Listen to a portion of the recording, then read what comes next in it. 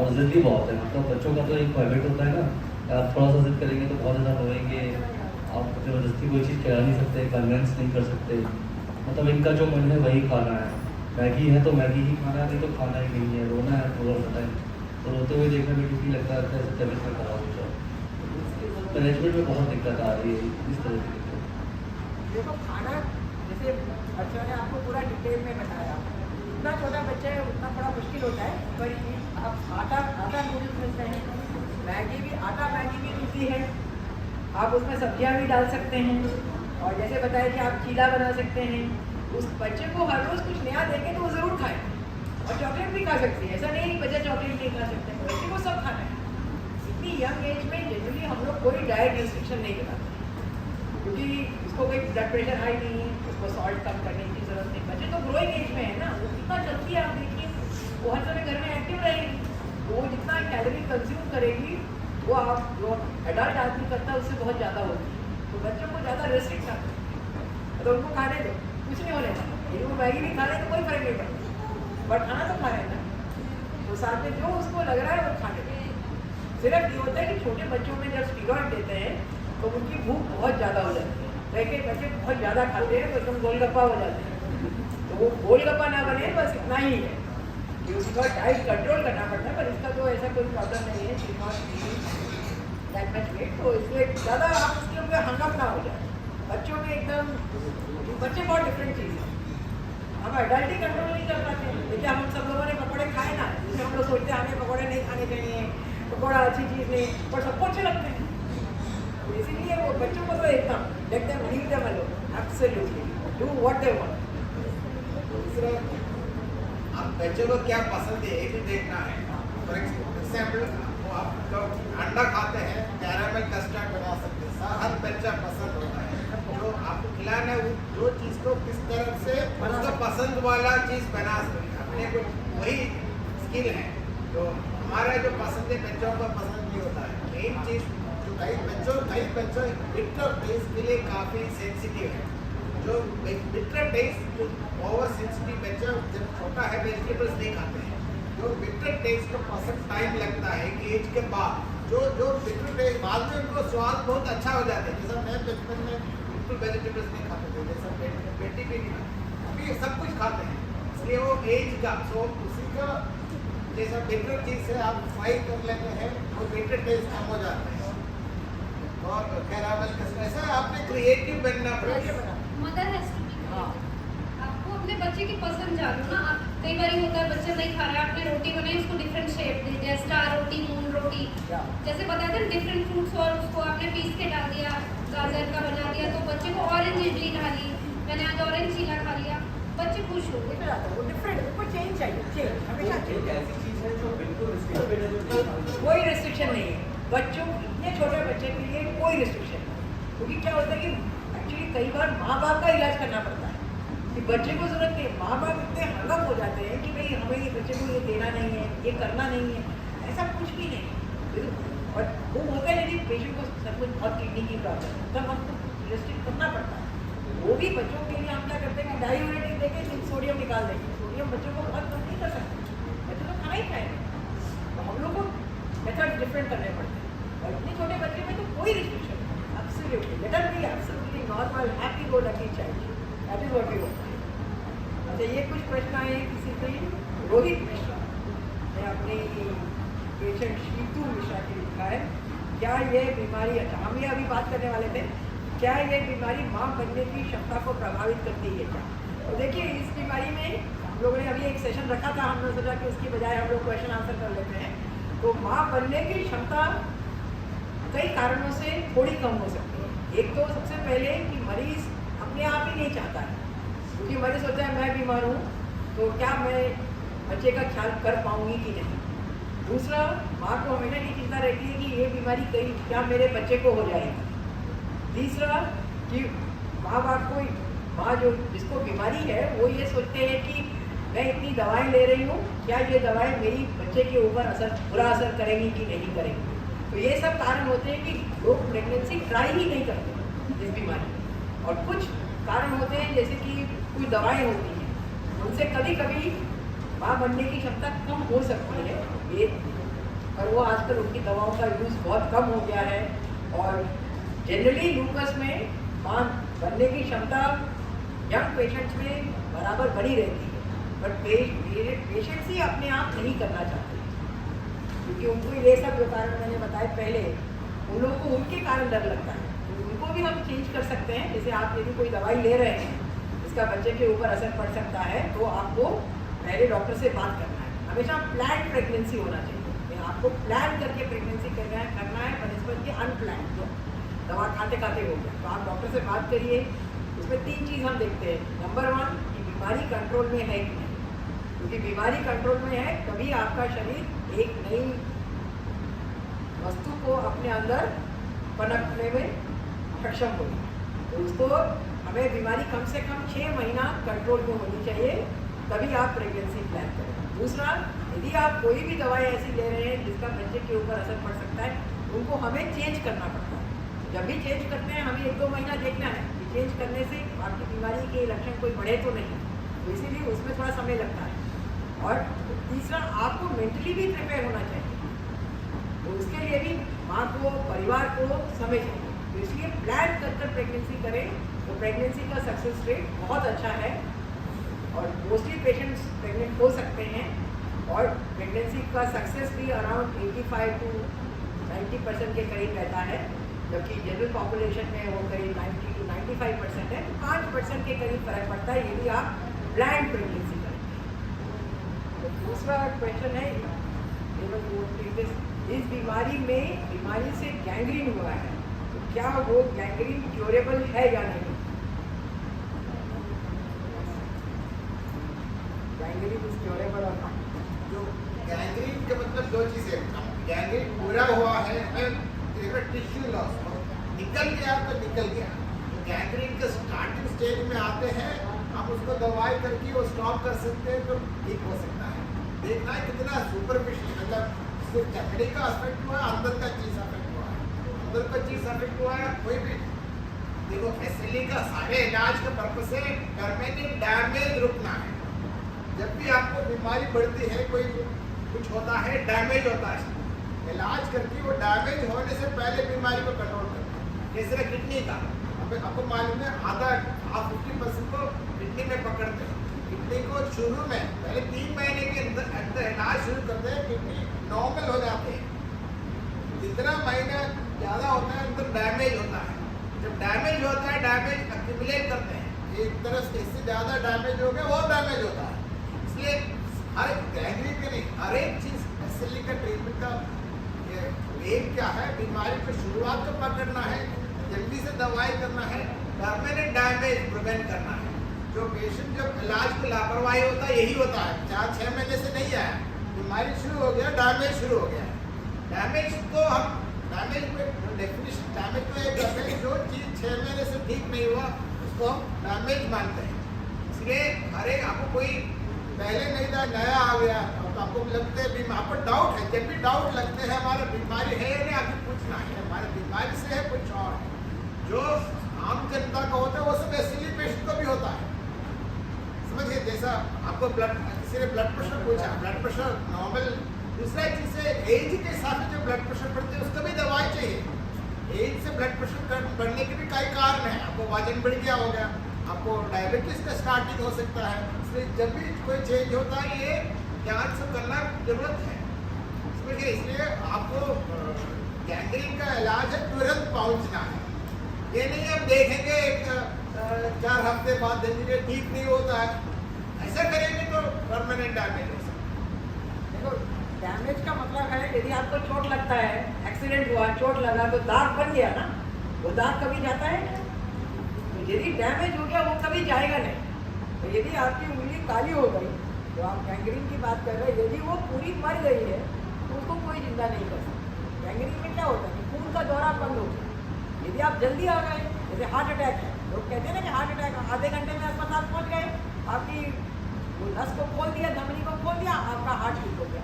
यदि आप देर के बाद गए तो हार्ट उसके आगे जिसमें हार्ट को ब्लड सप्लाई कर रहा था वो मर गया। अब मरने को तो जिंदा नहीं कर सकते। यही है, यही डॉक्टर साहब बोल रहे हैं कि जल्दी आना है। जब आपको पेन हो रहा था उस उंगली में, तब यदि आप आएंगे तब आप उसका ब्लड फ्लो बढ़ा सकते हैं। जब वो काली हो गई, एकदम पतली हो गई,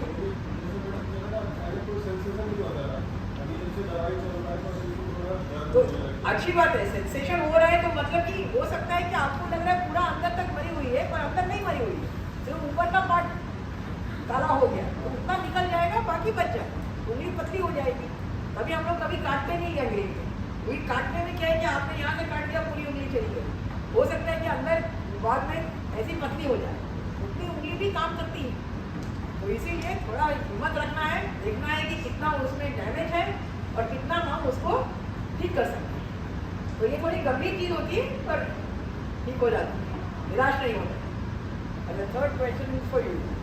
सो एक प्रश्न है कि एसएलई में जो मेडिसिन स्टीरॉयड चलती है, उसके क्या साइड इफेक्ट होते हैं? तो डॉक्टर रुद्रो आपको उसके बारे में बताएंगे। तो स्टेरॉइड्स आप देखेंगे हमारा ट्रीटमेंट कई गुना मतलब चेंज हो गया है 2000 से लेके अभी तक। पहले के ज़माने पे हमारे पास बहुत सारे दवाइयाँ नहीं होते थे, तो स्टेरॉइड्स कई ज़्यादा डोज पे दिया जाता था। आज कॉन्सेप्ट ये हो गया है कि स्टेरॉइड जब ज़रूरत हो, जब बीमारी एकदम फ्लेयर अप हो, तब स्टेरॉइड अच्छे से दिया जाए हाई डोज पे, एंड उसको कम करके लेके आ जाए 2-3 महीने के अंदर कम कर दिया जाए। स्टेरॉइड कोई बाहर का ऐसा पदार्थ नहीं है, आपके शरीर में नॉर्मली 7.5 mg होम्योपैथी के बराबर स्टेरॉइड डेली शरीर खुद ही बनाता है।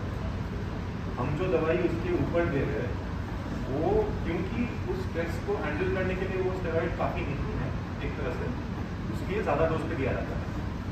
तो जो साइड इफ़ेक्ट्स आते हैं, साइड इफ़ेक्ट्स सारे तभी होते हैं जब वो ज़्यादा डोज पे चल रहे हैं।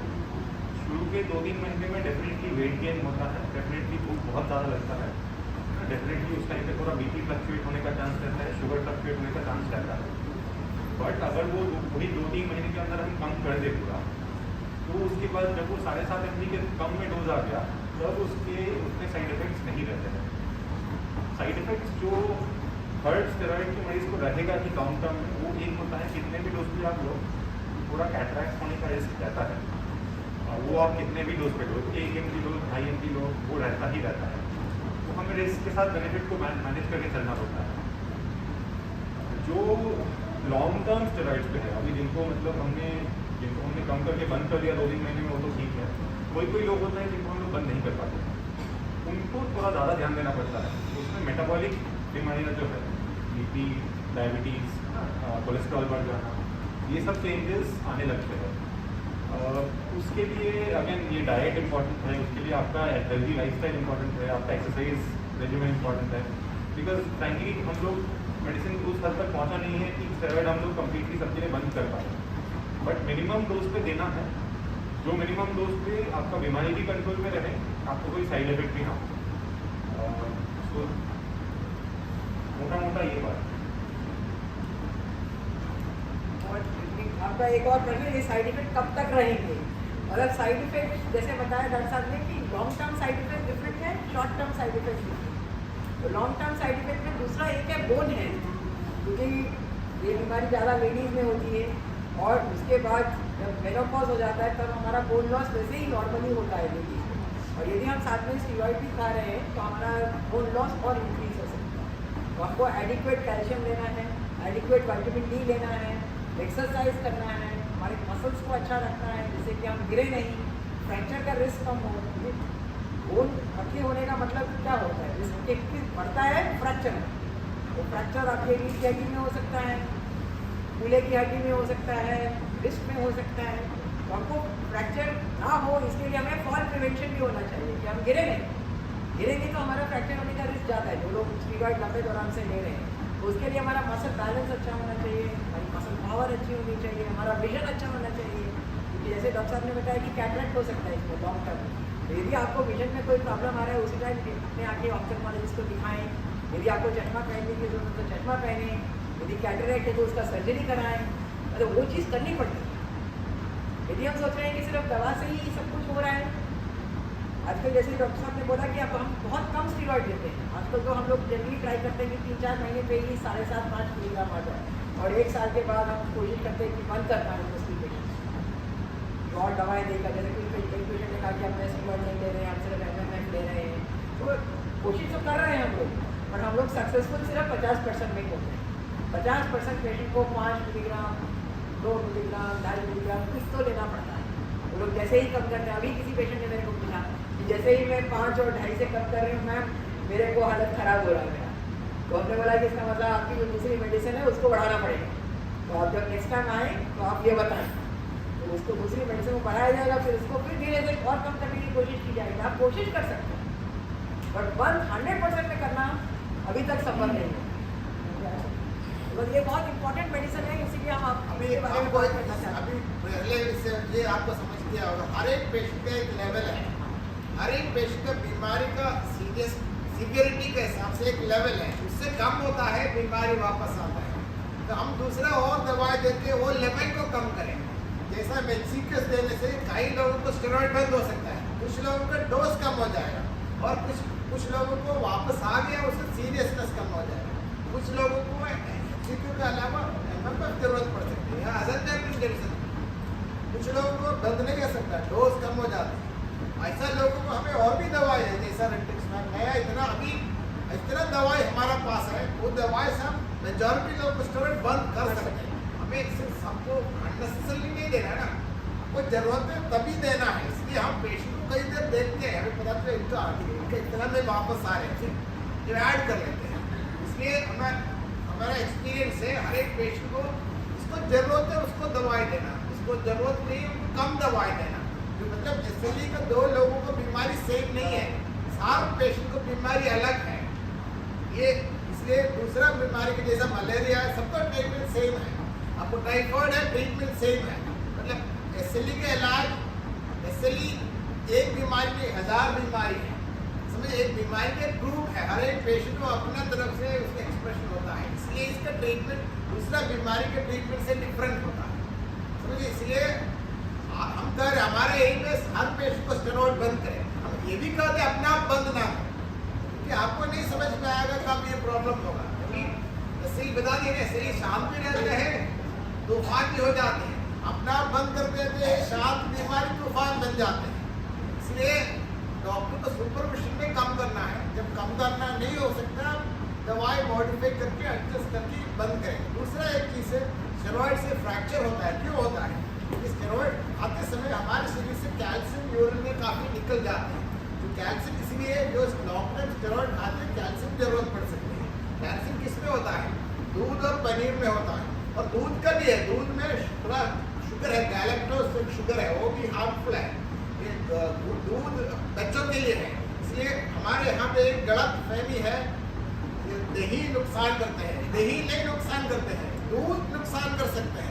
मतलब हमें दूध का मतलब दूध मिल्क प्रोडक्ट्स चाहिए, ये नहीं आप दूध ही पिए, दूध ये नहीं आप 1 गिलास दूध पी सकते हैं, ये नहीं 1 लीटर दूध पिए, आधा लीटर आपको मिल्क प्रोडक्ट्स का मतलब उस दूध चाय कॉफी के साथ दूध पिए, बाकी आप दही ले लीजिए, पनीर ले लीजिए, पनीर दही सब में कैल्शियम है, छाछ लस्सी मतलब सब कुछ, मतलब इसका ये दूध इसलिए हम एडवाइस करते हैं, कैल्शियम मिलना है, प्रोटीन मिलना है, वेजिटेरियंस के लिए इम्पोर्टेंट प्रोटीन सोर्स है। ये प्रोटीन और कैल्शियम पनीर में भी होगा, दही में भी होगा, और आयुर्वेद में जो कहते हैं ना दही ठंड कर देखो, ऐसा कुछ नहीं, ठंड कुछ नहीं करते हैं।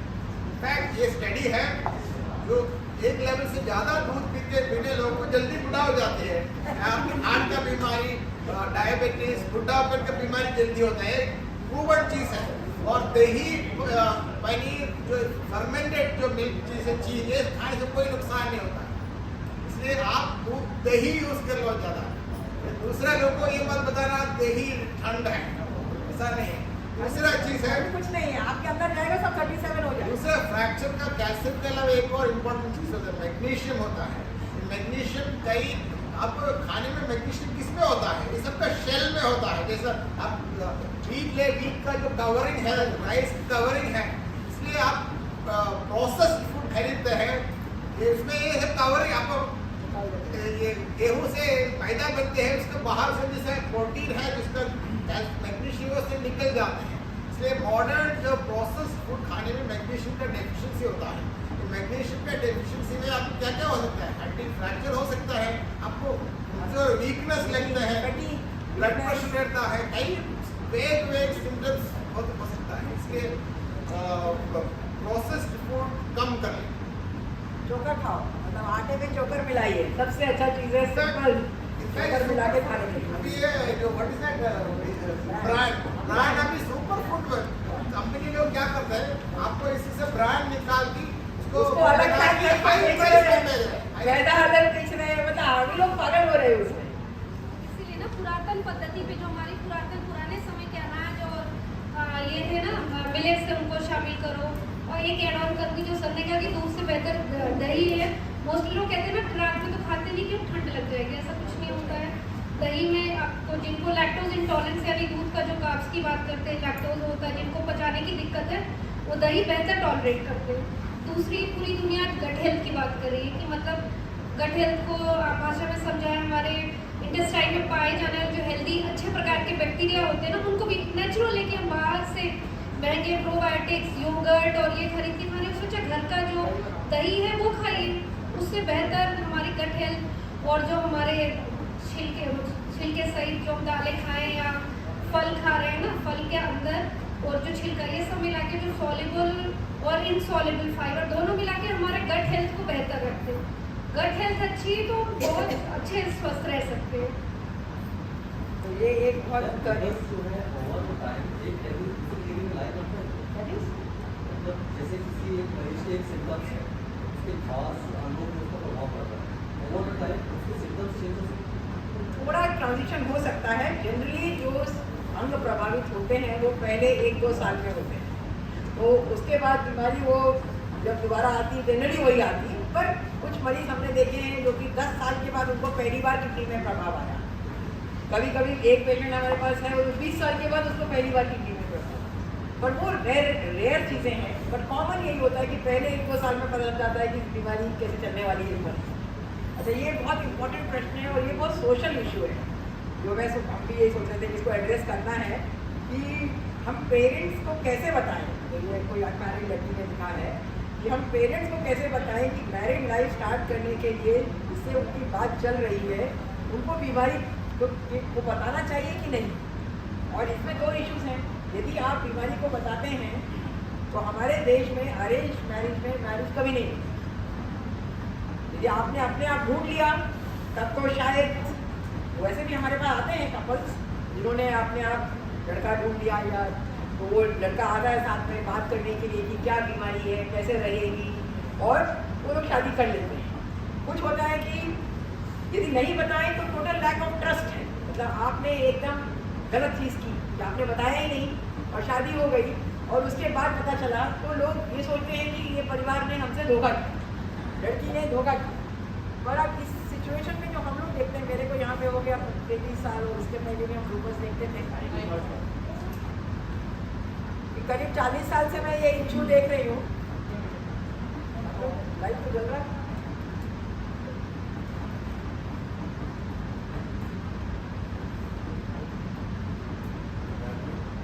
तो नहीं बोला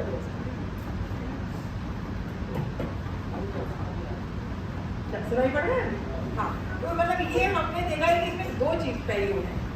एक तो जिसकी बीमारी बहुत हल्की होती है, जैसे जिनको सिर्फ थोड़ा बाल झड़ रहे हैं, हल्का फुल्का जोड़ों में दर्द है, कुछ स्किन में रैश है, वो मरीज़ को हम यही मतलब बेबी मैं ठीक नहीं करती हूँ, कभी कभी हमें लगता है कि हम गलत कर रहे हैं और हम उनके परिवार वालों को ये राय देते हैं कि भाई बता दो थोड़ी हल्की सी स्किन की बीमारी है, वो ठीक हो गई है, अभी है नहीं, जिसमें कोई मेजर इलनेस नहीं है, तो उसमें वो बताते नहीं।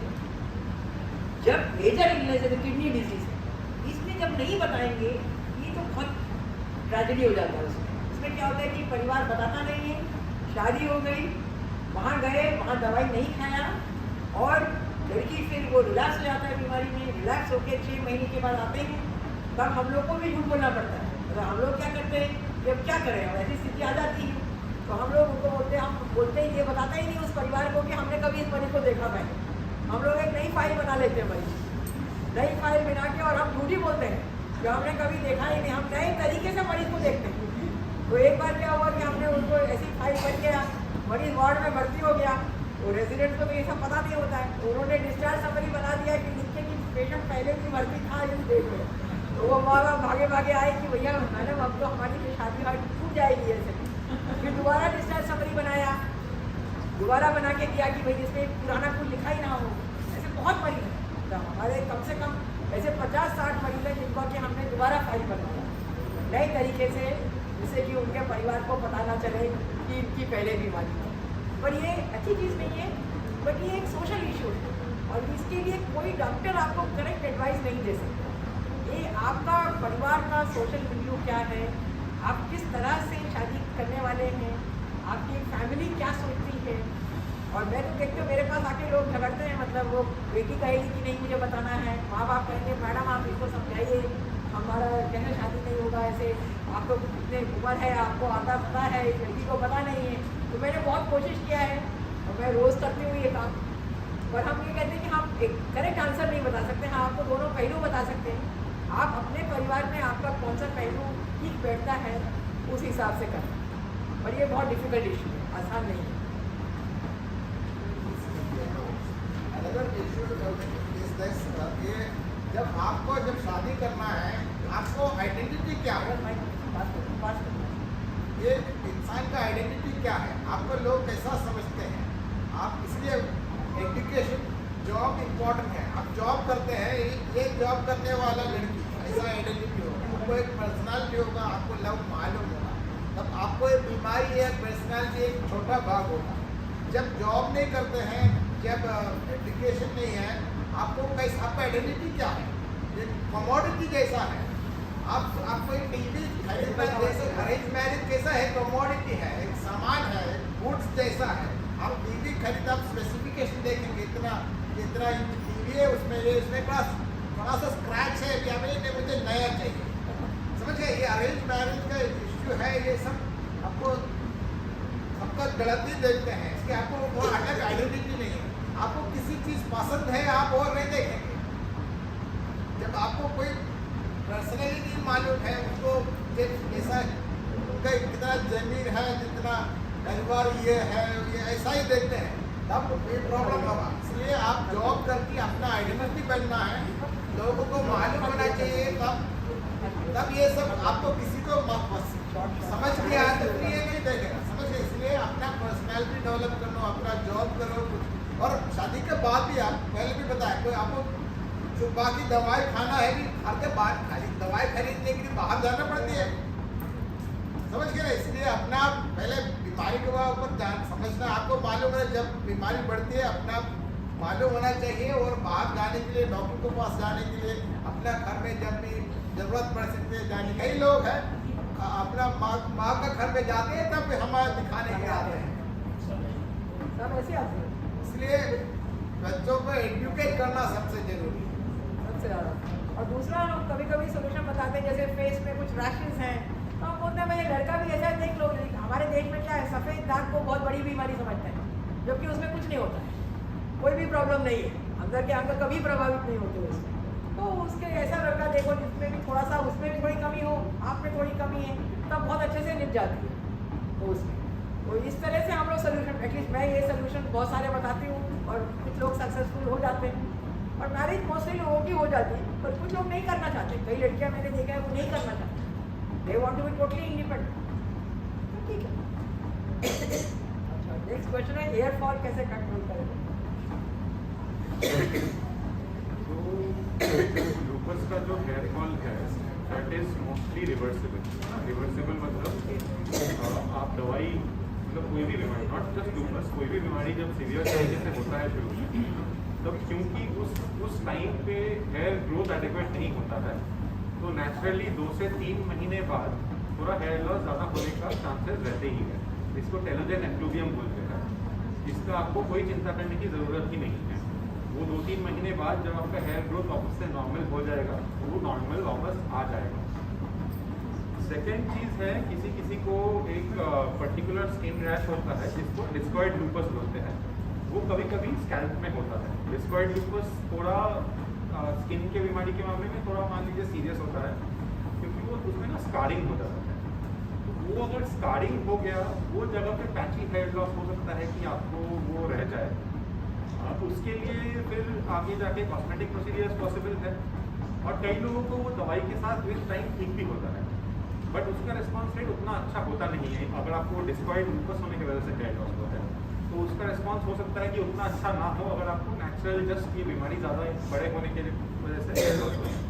बट मैक्सिमम लोगों को 70-80% लोगों को ऐसा होगा कि बीमारी कंट्रोल हो जाए, उसके 3-4 महीने बाद नॉर्मल हेयर फॉल जो हुआ है वो रिकवर होके पूरा वापस पहले की तरह आ जाता है। तो आप देख ही रहे हैं ना कितने लोग बैठे हैं, सबके बाल कितने सुंदर हैं। इसका मतलब कि ये बीमारी में बाल सब आ जाते हैं वापस।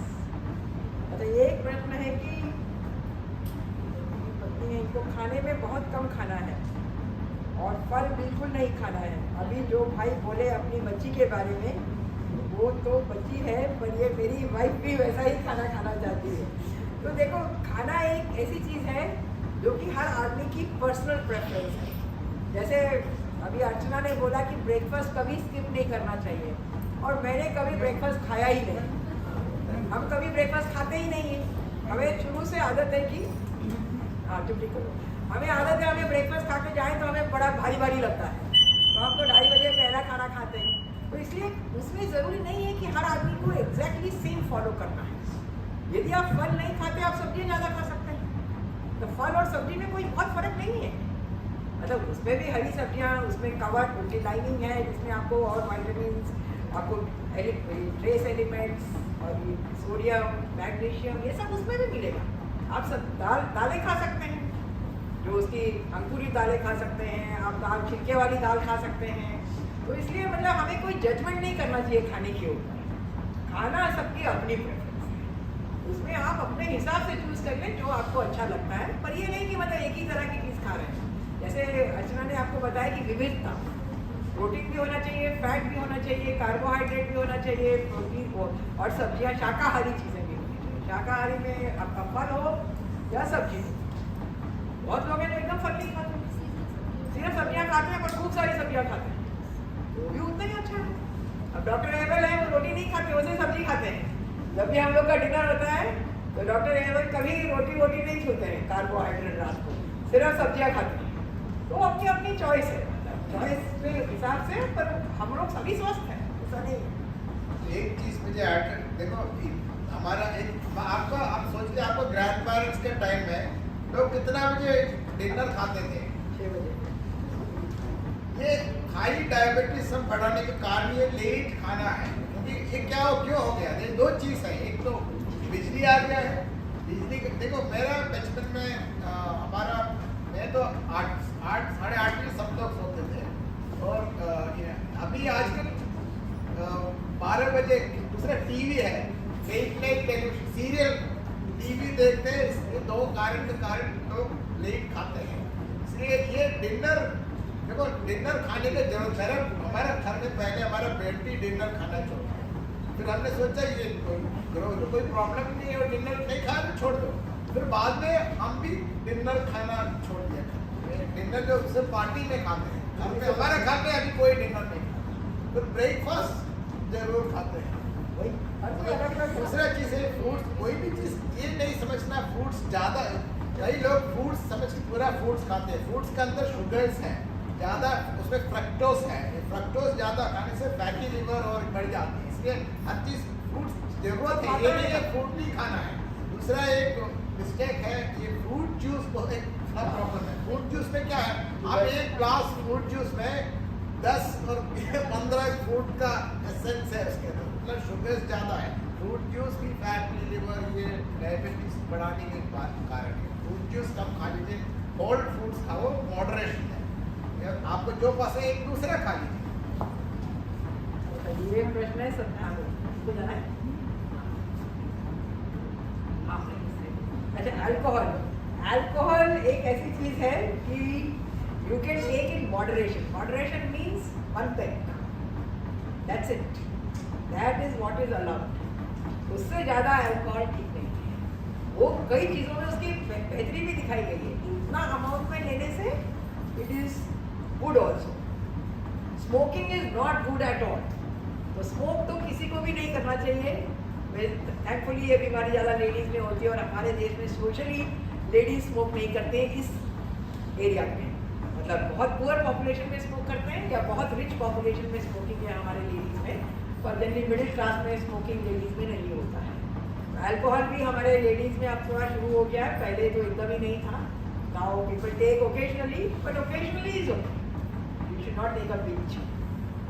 अच्छा, ये एक प्रश्न है कि वैक्सीन के बाद किसी की समस्या बढ़ गई, वैक्सीन की डोज के बाद. तो कोविड वैक्सीन में लोगों ने कोई भी वैक्सीनेशन से ऑटो इम्यून डिजीज में कुछ प्रोपोर्शन 2-3% लोगों में बीमारी या रिलैक्स हो सकती है या सिम्टम बढ़ सकते हैं.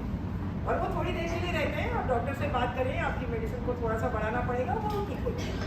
तो इसलिए हमें कोई निराश होने की ज़रूरत नहीं है, क्योंकि वैक्सीन बेसिकली वैसे ही काम करता है ना. आपके शरीर में कोई चीज़ है जो उस बीमारी को ड्राइव कर रहा है, तो वैक्सीन भी थोड़ा सा उसको बूस्ट कर देता है. तो इसीलिए कुछ परसेंटेज ऑफ पेशेंट में वो बीमारी फ्लेयर हो सकती है. अच्छा, ये एक प्रश्न है इंग्लिश में और बहुत प्रश्न है. अच्छा, ओके. दूसरा, वैक्सीन के बारे में आपको बीमारी कंट्रोल नहीं है तब ये वैक्सीन के बाद बढ़ने के चांस ज़्यादा है, क्योंकि आपका हमारा वैक्सीन क्या करता है, वैक्सीन इम्यून सिस्टम को स्टिमुलेट करते हैं. समझ गए? जो चीज़ स्टिमुलेट करते हैं, जो TLRs बोलते हैं, ये आपका हाइड्रोक्सीक्लोरोक्विन क्या करते हैं, उसको ब्लॉक करते हैं. समझ, हम हाइड्रोक्सीक्लोरोक्विन रोज क्यों देते हैं, जो TLRs को शांत रखने के लिए.